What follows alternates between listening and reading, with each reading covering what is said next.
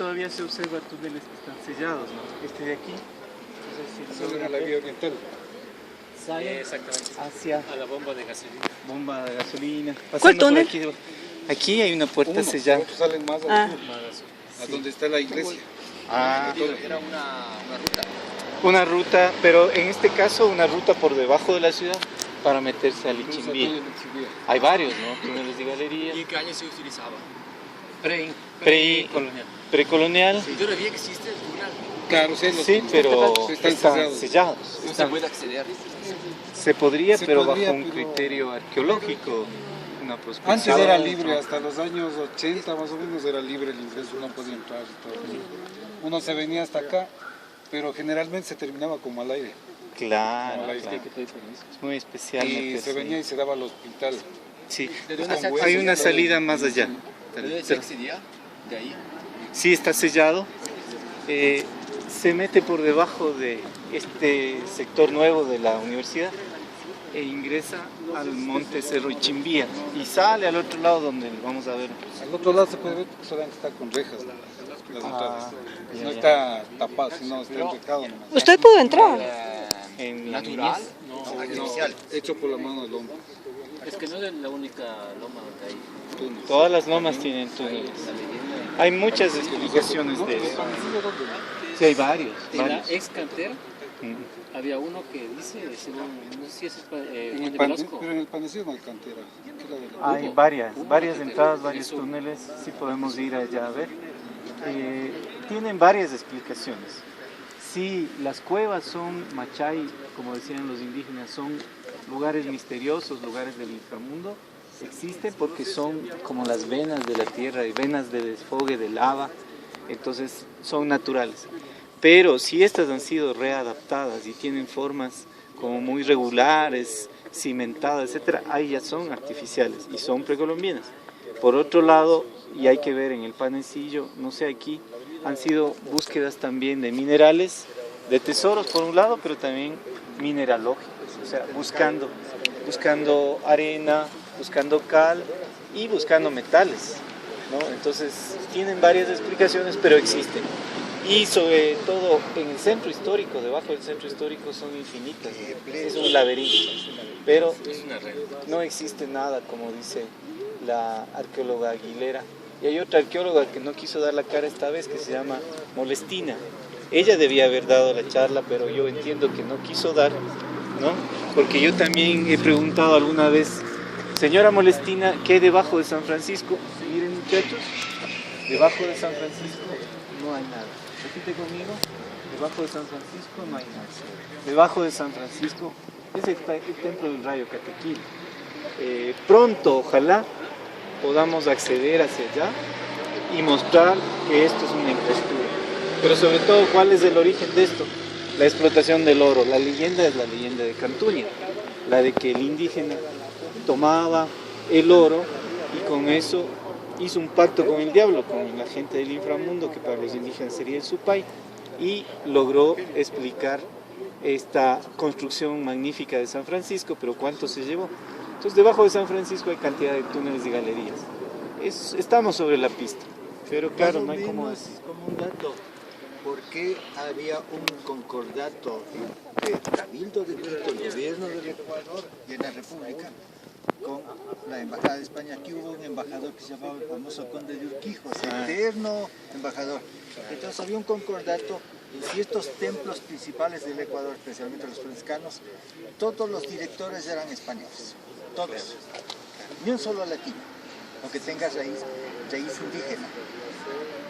Todos eran españoles de nacimiento.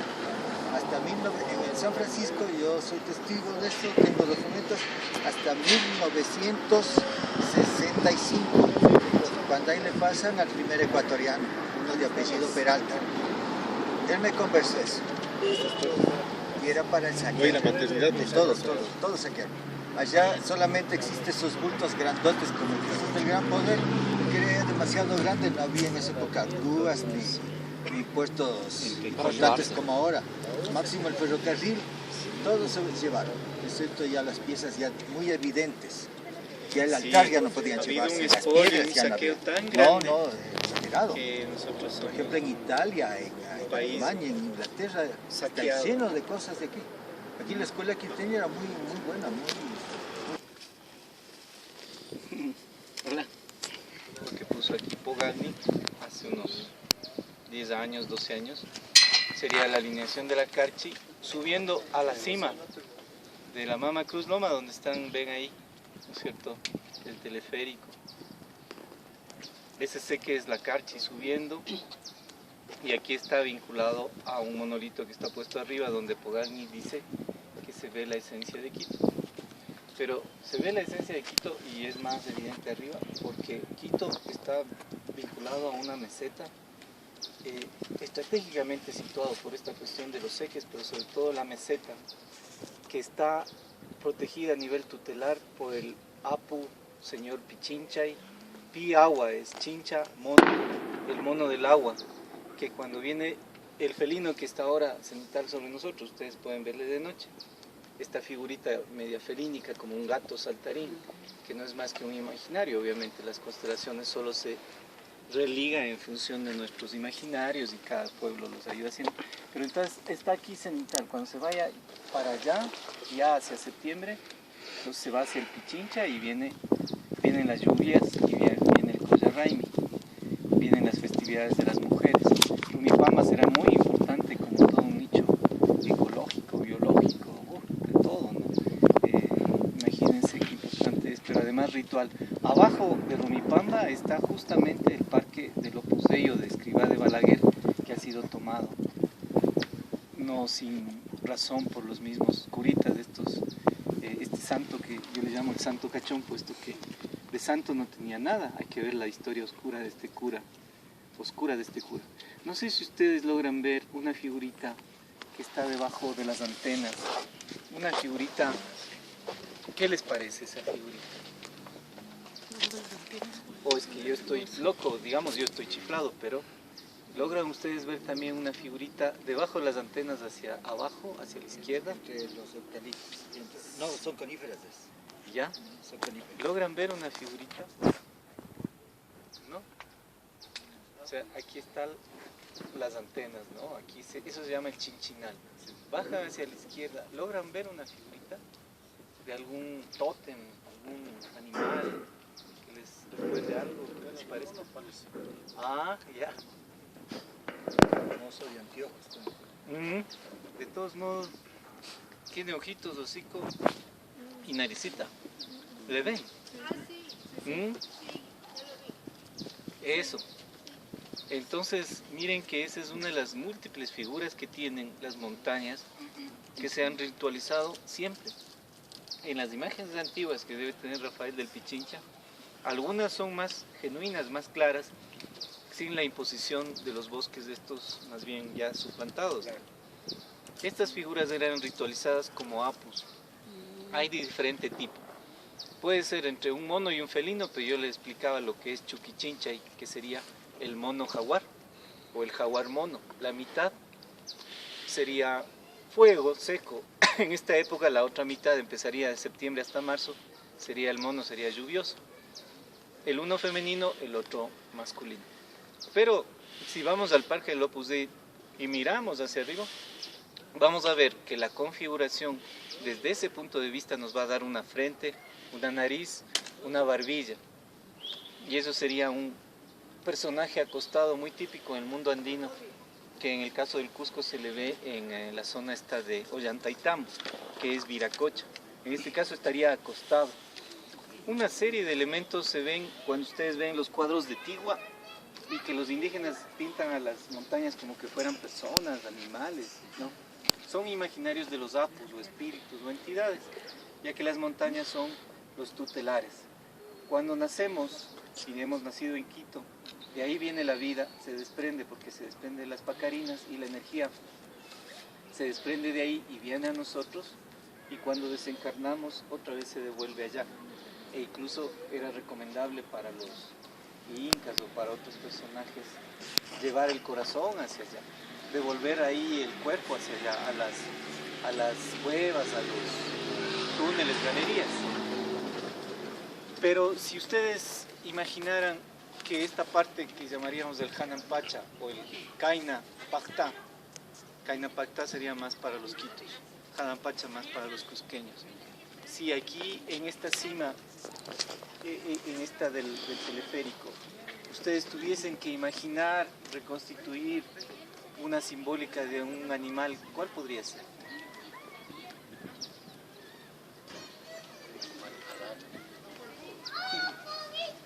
Si la cabeza estuviese donde está el teleférico y de manera imaginaria ustedes tuvieran que ver un animal representante del Hanan Pacha o del cielo, ¿cuál podría ser? El cóndor. El cóndor. Acá está el cóndor huachano. Y ahí está el culto huachano, ¿cierto? Más atrás, claro. Pero el Pichincha, a pesar de que tiene muchas aristas, es un inmenso edificio geológico con otros subedificios y cada cual puede ser estudiado desde diferentes ángulos y ver diferentes rostros y figuras que estos se llamarían el fenómeno de la pareidolia, de que todos los pueblos han tratado de buscar, sobre todo en las montañas, seres, ¿no? Y a veces dice, sí, es ese, sí. Y en realidad que sí, que parecería que es un rostro humano o totémico animal. Entonces, arriba estarían siempre o el colibrí o la golondrina, como explicaba Rafael. La golondrina podría ser más ligera así, ¿no? Pero si no sería para los incas el cóndor, para los quitus sería el quinti, ¿no? Aunque más de lo que yo he visto, el quinti está retratado en la cima del panecillo. Ustedes pueden entrar en Google Earth y ver que ahí está el quinti retratado en la cima, tal cual que en Pisaga, en el Valle Sagrado, está la pisaca o torto. Entonces siempre existen que en la parte de arriba tendría que estar el cóndor. En la parte de abajo, ¿qué hemos visto que estaría representado? Eso sería el Hanan Pacha. En el Kai Pacha, ¿qué estaría? El puma o el jaguar. El puma o el jaguar, que estábamos viendo que el corazón está en la basílica y la cabeza en el centro histórico. Y tendría que haber en el Ucupacha otro animal. ¿Cuál sería? La serpiente. La serpiente. Entonces tendríamos que irnos a la vertiente. No es difícil aquí del Ichimbía y mirar hacia abajo y está el Machangar. Pero conste que la tradición nuestra es más que de 3, es de 4. ¿Cuál sería un cuarto animal que aparece muy claro en el sol del Banco Central? El caimán. Y eso es lo que no se ha estudiado de Quito, que sí están representados usando los pisos ecológicos 4 grandes animales totémicos: el cóndor, el felino, mamífero que nos acompaña a nosotros, pues somos mamíferos. Hacia abajo la serpiente, que sería el machanga, y al frente de la serpiente le vamos a ver clarísimo el caimán, cuya cabeza está en el Cerro Auqui, cuyo lomo se extiende hacia el Cuengasí. Eso lo señala en una antigua leyenda Andrade Marín, en lagartija que no sé, ¿cómo es? Sí, la lagartija que abrió la calle Mejía. Hay una famosa leyenda sobre un cacique amazónico que viene hacia Quito, viniendo desde la parte de Quijos, ¿no? Y se llama Uyalá, príncipe Uyalá, que nosotros les llamamos príncipe Auqui, Cerro Auqui, que se cremó en el otro verano. Esa es la cabeza. Y el lomo es todo lo que va hacia Puengasí. Entonces hay 4 animales totémicos en Quito que nadie explica. Pero por ejemplo, si vamos a Machu Picchu, vamos a ver los 4 animales. Vamos a ver el caimán en la estructura arquitectónica, en el río ¿cómo se llama el río? Urubamba, la serpiente.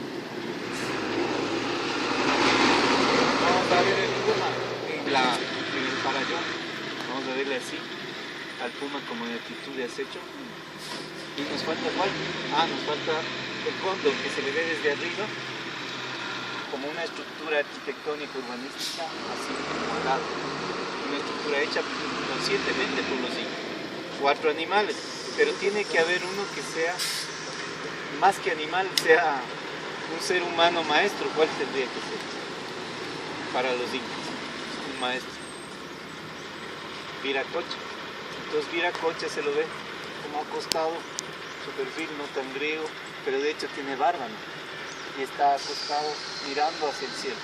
Aquí es igual, pero necesitamos verlo desde diferentes puntos de vista. Desde la Mariana de Jesús, el Parque del Opus Dei, debemos escribir de Balaguer haciendo así.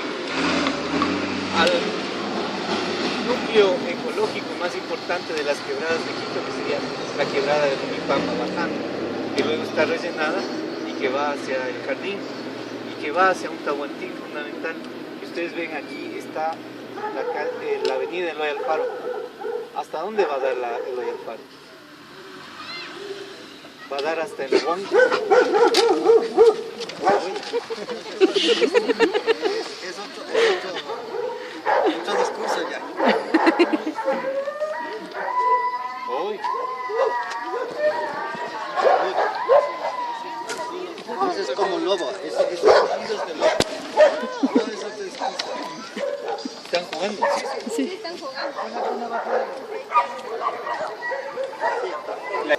Va a dar hasta el Huanguiltagua.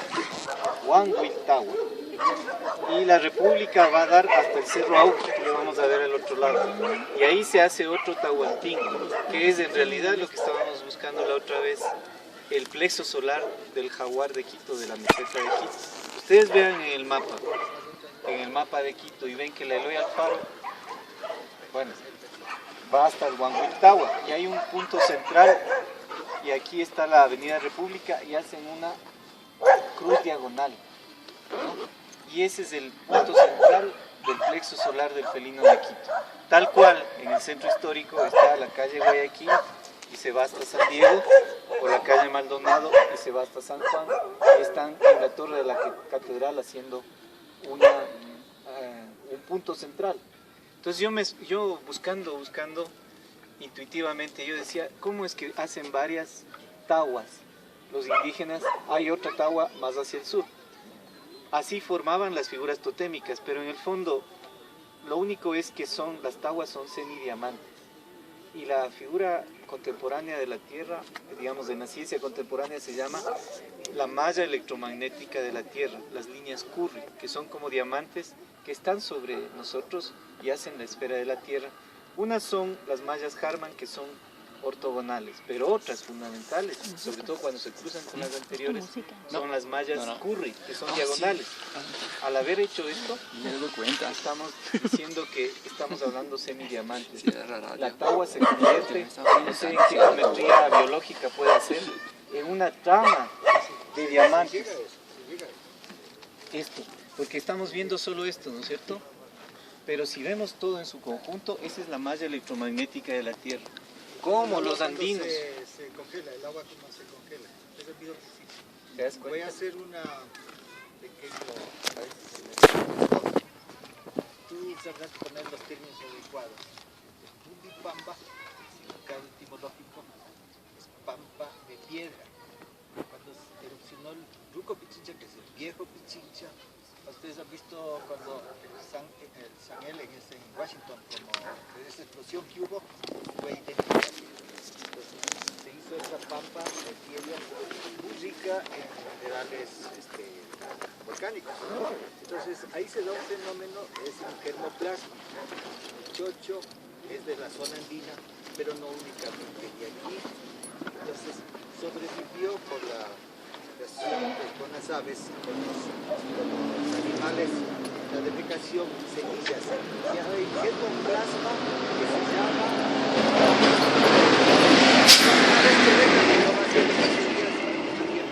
Voy a traer algunos datos. Hay un chocho que se llama es idénticamente el chocho quiteño. Chocho quitensis. Es el chocho quitensis, sí. Pero el nombre, el específico es genérico, no recuerdo ahorita, eso no me parece. Una cosa. Y otra cosa de la malla que tú hablabas, que estos aparatos están destruyendo esa malla. Entonces se hablaba, porque en Europa hay un fenómeno muy grave. Están bajando la cantidad de las abejas, la cantidad de polinizadores, y eso va a ser una hambruna, no es chiste. ¿Qué son los polinizadores? La Monsanto, nadie tiene el presupuesto para ir polinizando de flor en flor para tener manzanas, tener frutos, eso hacen las abejas sin cobrar patente ni facturar. Entonces, parece que, porque se hablaba de los químicos, de los insecticidas, que no respetan a ningún insecto, Entonces se está estudiando muy seriamente, parece que esto, porque el sistema de locomoción y de acercamiento hacia los panales de las abejas es por esos Cambios en la malla electromagnética. entonces Sí. se pierden. Sí. Y se pierden y se mueren. Y Por saben que eso- las abejas son también alcohólicas, no solamente las especies humanas. Sí. Por eso, imagínense que aquí nos ha servido de gran pizarrón didáctico, que más allá de hacer esto, que ya implicaría hacer el cuadrado con sus diagonales, ¿no? Que sería o así, y que es como en Cotoche se encontró esta imagen en piedra, pero también hay una en la zona esta de Villacache que se encontró, que está haciendo así, y que es una visión sagrada andina, pero también tienen los egipcios, quizás los nórdicos, habría que ver, ¿no? Es esto, ¿no? Es esto, pero si lo vemos más allá, es un diamante o son las diagonales que hacen un cuadrado, o aquí podemos circunscribir un cuadrado, ¿no es cierto?, en este diamante, ¿sí? Esa es la malla electromagnética de la Tierra. Esas son las lógicas de ordenamiento de Quito y de las ciudades andinas patrimoniales. Quito no es un damero, esa es una impostura de investigadores que no investigan y que ahora son, hay que sí decirlo, disque cronistas de la ciudad. Ortiz, Alfonso Ortiz, arquitecto, pero hay que decirle que está equivocado. Realmente Quito no ha sido construida por ningún español, y si al final lo que se ha tomado es de esta malla, una parte que es un cuadrángulo que está aquí, que se le llama el centro histórico, y ese se ha dividido en manzanas, no es más que una repartición colonial de esa malla y de esas grandes alineaciones que son los llamados seques. Los seques que por un lado se vigilan cuando sale el sol y a través de sombras se va viendo en el piso cómo viene. En el solsticio de junio la primera dirección es así, ¿ya? Luego sigue el camino del sol normalmente entre noreste y noroeste, así, pero la primera dirección, la que hicimos quizás con algunos de ustedes, la calle Guayaquil, así. Y en la calle Maldonado, en el solsticio de diciembre, la primera dirección es así, y luego sigue y hace así. Entonces el sol de algún modo configura también ese tahuantín y ese cuadrángulo. Entonces un mecanismo para unir lo que es biológico, lo que es ecológico, porque así también aparentemente se unen los volcanes en la región indoandina. Es como ustedes van viendo los volcanes entre la cordillera oriental y occidental, hacen como un zigzag, hacen como una quebrada Los geodésicos franceses para ir haciendo sus la medición, triangulaciones. porque no solamente es en Quito, especialmente donde ahora es el aeropuerto, fue el segmento más estudiado ya visualmente, pero los puntos geo fueron los ángulos de los volcanes del Chimborazo al sur de Colombia, actual. Entonces, En su geodesia ellos tenían que hacer triangulaciones para con las triangulaciones hacer ecuaciones y trabajar con una trigonometría, con senos, cosenos, etc. Pero los indígenas lo hacían con salidas y puestas del sol y manejando las rutas de las aves y sintiendo también las direcciones de cómo se había abierto hace mucho tiempo la naturaleza, cómo venían las quebradas, porque tú podrás explicarle por qué se abrió la zona esta de Guápulo que le estamos viendo aquí.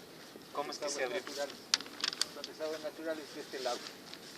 Y el mar Chángara es el desagüe natural del lago de Turubamba. Y a propósito, me estaba olvidando, los que tengan la fortuna, porque nosotros aquí en Quito somos los del sur y los del norte, yo soy de los del norte. Los que tengan la fortuna de vivir en Turubamba, a 1 metro de su casa, tienen una tierra de excelente calidad. Los que creen en esto de las masajes con tierra, ¿cómo se llama? Lodoterapia.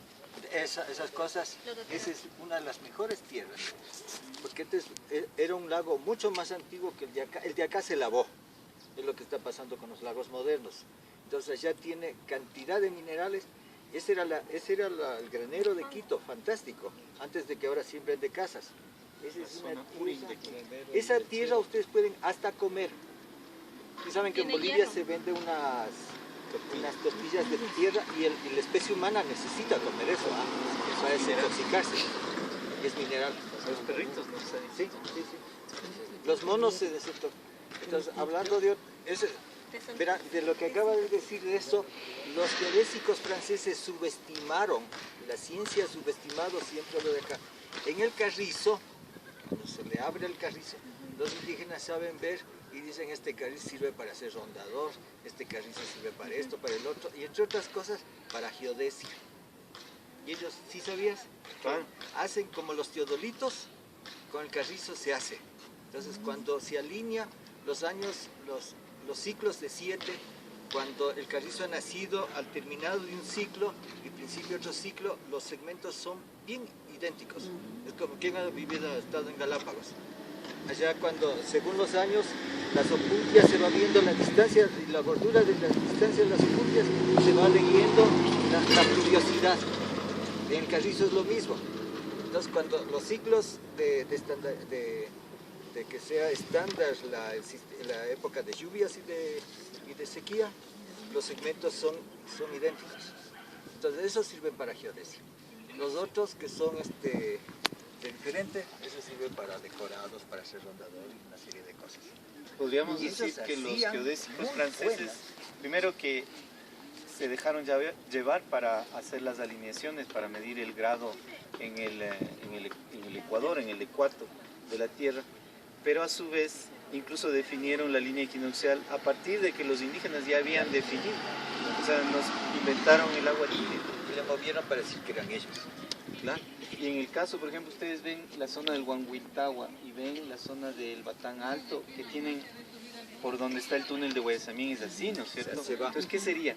Un momento, Es como un desfogue de agua donde cómo habrá sido Es como la altura del lago, Gibraltar en ¿no? el Mediterráneo.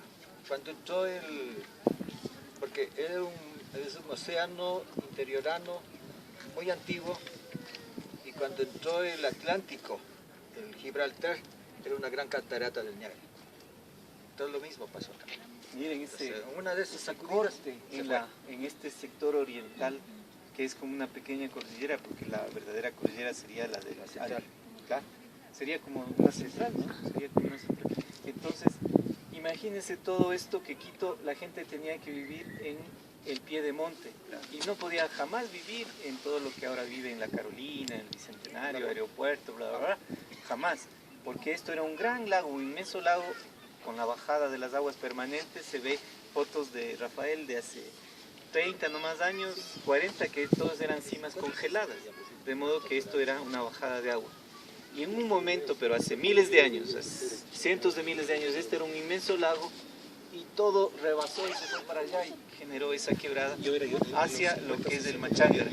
Ustedes van por Guápulo hacia abajo y van a ver que el nivel del Machángara es inmenso. Uno dice, en este cañón, que es una falla también esa que está delante de la González Suárez, ¿cómo es posible que haya como capas, como que se ve que el agua ha estado tan arriba, si ahora no es más que una alcantarilla, una cloaca tan pequeñita?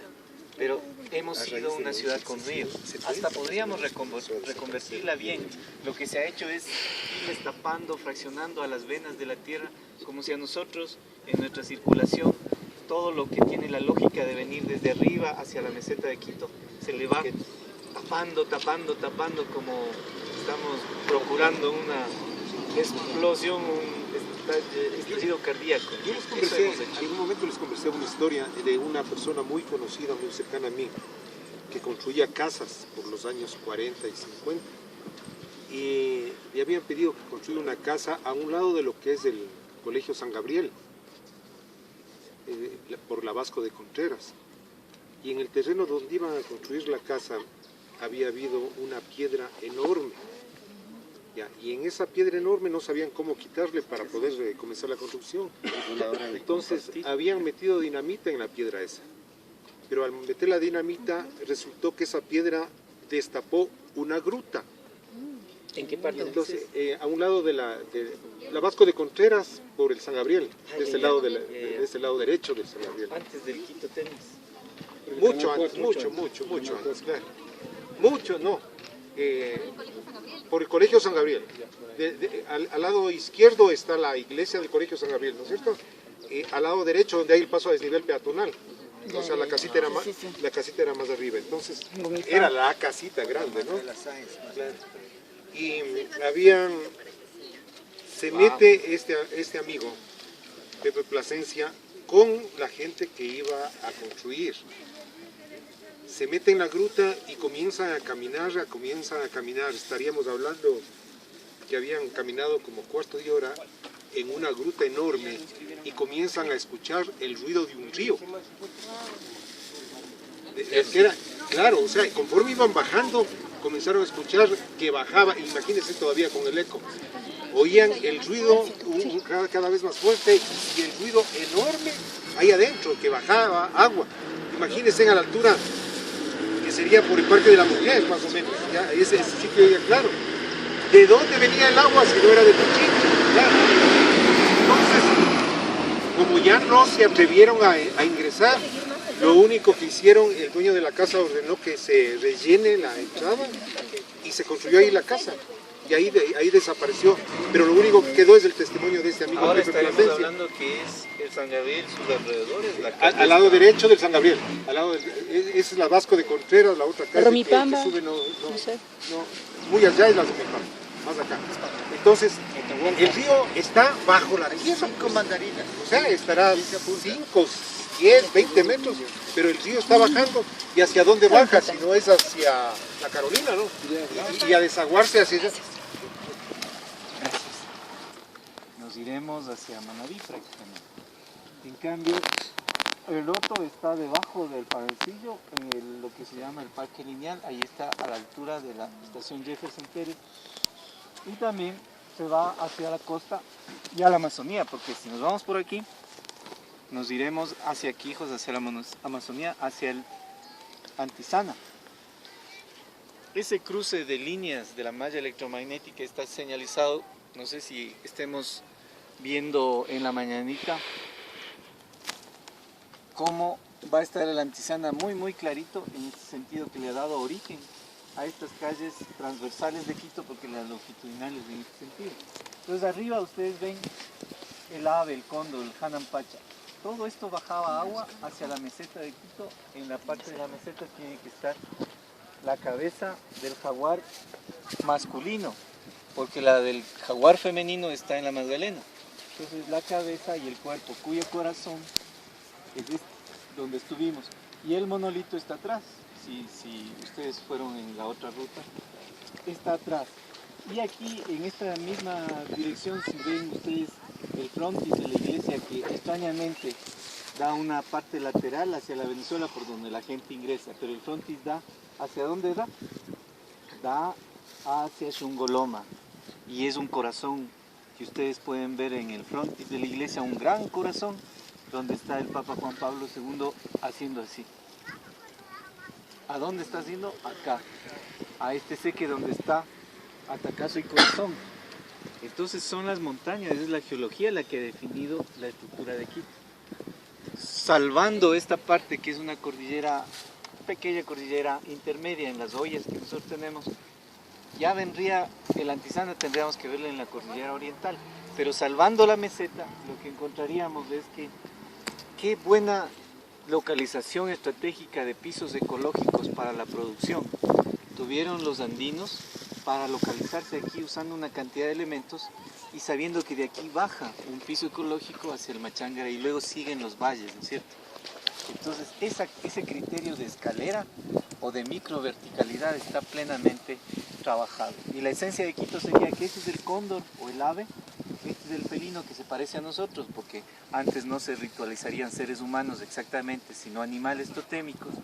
Ya lo cristiano sería totalmente antropocéntrico, pero el jaguar o el felino o el puma, el león serían los animales correspondientes al mundo este del Cay Pacha, y abajo estaría el Lucu Pacha, pero al frente, anunciando la Amazonía, se buscaría el caimán, y el caimán es el que está al otro lado cuando subamos a la Intihuatán. Son lindos. Sí, también había hasta Guayabamba han encontrado la falsa coral, no la coral. La falsa coral. ¿Eso sí hay todavía en Tumbaco? No, desgraciadamente ya no hay. Desgraciadamente ya no hay. Habían aquí, donde estamos parados, habían en Huanquitagua, en Carcelén, había culebra. Hasta 20 años. 30 años atrás. En Pamba también había, ¿no? Debe haber habido casos.